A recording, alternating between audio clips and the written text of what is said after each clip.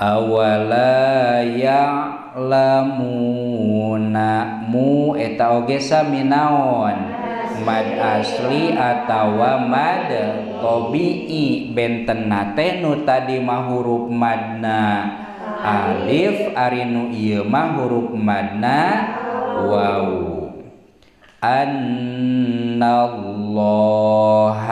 an didinya aya nun anu ditasdidana minate gunnah naon ari gunnah teh sora anu bijil tina liang irung bari panjangna dua harkat. Kumaha cara ngecek gunnah teh lamun irung ditutupan maka sora henteu bijil. Ari gunnah teh hurufna sabaraha dua nyaeta mim sareng nun anu ditas didan. Panjangna gunnah sabaraha harkat dua harkat jadi ditahan heula macana teh anna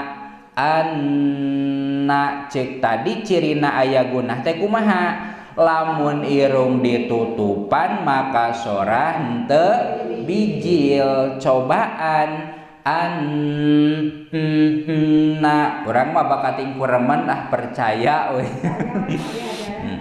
anna ta cirina aya gunnah teh lamun irung ditutupan maka sora henteu bijil. Atuh sabalikna lamun keur maca anna ditutupan liang irungna tapi sorana masih keneh bijil ta eta mah berarti sanes gunnah ngan moal aya samang-samang sanyebut anna lamun liang irung ditutupan sorana pasti moal bijil. Sareng qaidahna wawunna mimang summa nunan suddida wasami kulla harfa gunnatin bada kana mim nun anu ditasdidan kudu ngaharuskeun gunnah di ngaranan. Gunnah teh nyaeta sora anu harus nu ngahiyang nyedek kana irung abus. Cara ngecek gunnah aya jeung eueuhna nutupan liang irung mun teu pilekna. Naon sabab napangna aya mun teu pilekna? Sabab ari pilek mah biasana liang irung teh katutupan nya. Eka bada keur pilek mah ya. Tos annallah didinya aya alif lam mayunan huruf lam naminate alif lam samsiyah. Sabab alif lam mayunan huruf samsiyah nyaeta lam. Ari aslina mah lam ngan dasar urang Sunda we lam jadi elam mad jadi emad kitu nya maksudna mah lam jadi elamnya. Ari elam teh salah sahijina huruf samsiah anu 14 anu dikumpulkeun dina lapad tibasum masil rohman tapus dibzani amda su'adhon nizur syarifan lil kirom. Aya lam aya dina lafad naon lil kirom. anu mana lam huruf samsiah tesok disarupakeun kana panon poe sedengkeun lam tina alif lam nama sok disarupakeun kana bintang. Ceuk patokan di mana-mana cahaya panon poe katingali alias ti berang maka cahaya bintang teka tingali. Lamun dikana hurufkeun di mana-mana huruf samsiah dibaca maka lam nama henteu dibaca. Jadi lam nu ka kuping di dieu teh lam nu mana?